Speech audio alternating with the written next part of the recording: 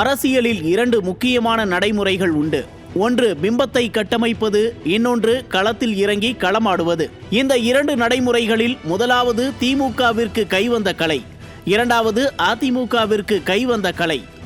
ஆம், இதனை உறுதிப்படுத்த சற்றே வரலாற்றின் பக்கங்களை நாம் திரும்பி பார்க்கலாம்.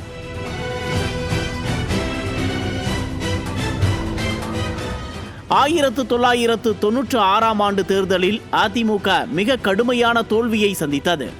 உடனே இனி அதிமுக அவ்வளவுதான் என்று ஊர் முழுக்க ஒரே பேச்சை கிளப்பிவிட்டது திமுக. ஆனால் ஒரே ஆண்டுக்குள் 1997இல் நடந்த நாடாளுமன்ற தேர்தலில் இந்தியாவின் பிரதமரையே தேர்வு செய்யும் அளவுக்கு ஆளுமையான கட்சியாக உருவெடுத்தது.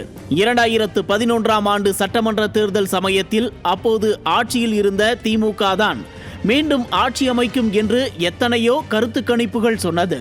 ஆனால் தனி பெரும்பான்மையுடன் பலம் கொண்ட சக்தியாக அதிமுக வெற்றி பெற்றது.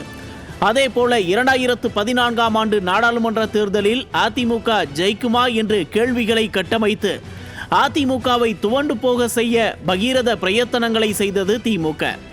ஆனால் அதையெல்லாம் தவிடுபொடியாக்கி தேசத்தின் மூன்றாவது பெரிய கட்சியாக உருவெடுத்தது அதிமுக. ஆனால் திமுகவை ஓட ஓட விரட்டி 10 ஆண்டுகள் ஆட்சியின் வாசம் கூட நுகர முடியாத அளவுக்கு துரத்தி அடித்தது அதிமுக. இப்படி பொய் பிம்பத்தை கட்டமைத்து சைக்காலஜிக்கலாக ஒரு கட்சியை முடக்க நினைப்பதுதான் திமுகவின் யுக்தியே. ஆனால் அதிமுக இதையெல்லாம் ஒரு பொருட்டாக கூட நினைப்பதில்லை. காரணம், அவர்கள் களத்தில் இறங்கி வேலை செய்பவர்கள். களத்தில் மக்களோடு மக்களாக நின்று மக்கள் ஆதரவை பெறுவதால்தான் தொடர்ந்து வெற்றியை பெற்றுக்கொண்டே இருக்கிறது அதிமுக. தேர்தல் களத்தில் முன்னத்தி ஏறாக எப்போதும் எல்லா பணிகளையும் முதலில் தொடங்குவது அதிமுக தான். ஓராண்டுக்கு முன்னரே பூத் கமிட்டி கூட்டங்கள் நடத்துவது தொடங்கி தொண்டர்களிடம் விருப்ப மனு வாங்குவது, நேர்காணல் நடத்துவது என்று களத்தில் ஜெட் வேகத்தில் சென்று கொண்டிருக்கிறது அதிமுக. ஆனால் திமுகவோ இன்னமும் விருப்ப மனு வாங்குவதை கூட தொடங்கவில்லை.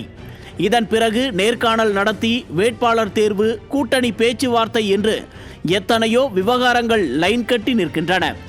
ஆனால் எதையுமே செய்யாமல் ஏதோ ஒரு மூலையில் அமைதியாக உட்கார்ந்து கொண்டு எல்லாவற்றையும் வேடிக்கை பார்த்து கொண்டிருக்கிறது திமுக.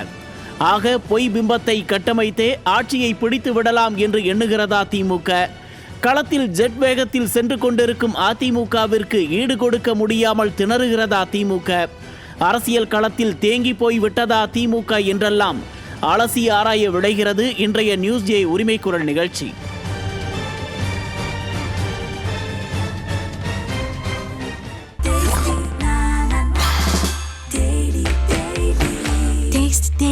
Taste the Daily.